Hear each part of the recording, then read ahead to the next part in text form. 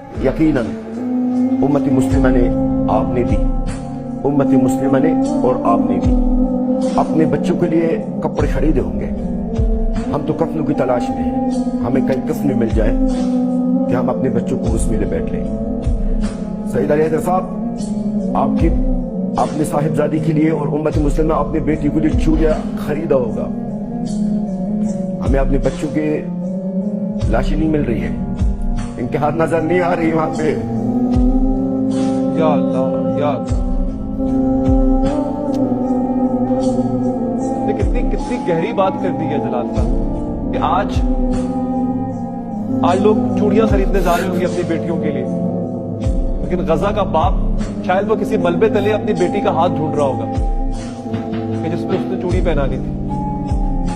आज बच्चों को नए कपड़े दिला दिए हमने, गजा की मां अपनी औलाद के लिए कफन ढूंढ रही होगी। अफसोस है, अफसोस है। जी सर, आप यकीनन आपके घर में और उम्मत मुस्लिमा के घरों में इस वक्त बड़े मजेदार किस्म के मशरूबात और खाने बनाया जा रहा है। मेरे अवाम, मेरे बहन भाई भूख प्यासे हैं, समंदर के पानी पी रहे इस वक्त वो। या अल्लाह, या अल्लाह, या अल्लाह। मैं मुझे पता नहीं, ये जो आपके आंसू हैं जलाल साहब, ये गजा का एक एक बच्चा ऐसे ही रो रहा होगा। और आपने जो आगाज में बात की ना कि हम तो चांद की तरफ देख रहे हैं और वो जंगी तैयारी की तरफ देख रहा होगा कि पता नहीं कब आएगा, एक अनजाना बम आएगा और मेरा पूरा खानदान ले जाएगा। ये रात मैं अपनी माँ की आगोश में सो पाऊंगी या नहीं सो पाऊंगी। एक माँ सोच रही होगी क्या आज रात मेरी आगोश से मेरा नन्हा छीन तो नहीं लिया जाएगा। ये गजा के हर एक शख्स की दास्तान है और मैं हैरान हूं कि हम ईद कैसे मना लेंगे।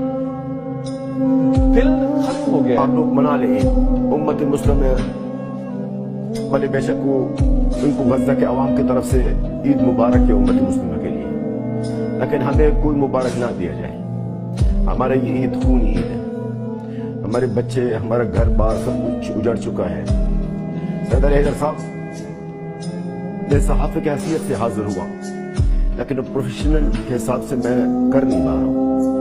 मेरी इस वक्त अल्लाह गवाह है, मुझे नहीं पता कि मेरे बहन भाई है किधर है, वो किस हाल में है, इनमें कौन शहीद है, कौन जिंदा है, किस हालत में। हमारी यही ईद है। बस उम्मत मुस्लिमा को आप को इन्हीं को ईद मुबारक है। हमारे लिए ये ईद बिल्कुल मुबारक है, मुबारक है, कोई शहीद मुर्दा नहीं है। अल्हम्दुलिल्लाह, जो भी है हम उस पर अल्लाह का शुक्र अदा करते हैं और मजीद कुछ नहीं कहूँगा इसके बारे में। जी, मुझे आप यकीन करें, मुझे नहीं पता कि आप लोग कहां से आए, आप लोग कौन हैं, आप लोग किस मिट्टी से बने हैं, आप लोगों में इतना हौसला कहां से है, आप लोगों में इतनी हिम्मत कहां से है। मैं नहीं समझ पाया जलाल साहब। आप यकीन करें, हमारी औकात आप लोगों के सामने एक रत्ती बराबर की नहीं है। हम इंसानियत के उस पस्त दर्जे पे फायज हो चुके हैं और आप लोग आज मजलूम होकर भी अर्श पर है। मैं शायद ये मिसाल मैं समझता हूं आप ही के लिए, अगर मैं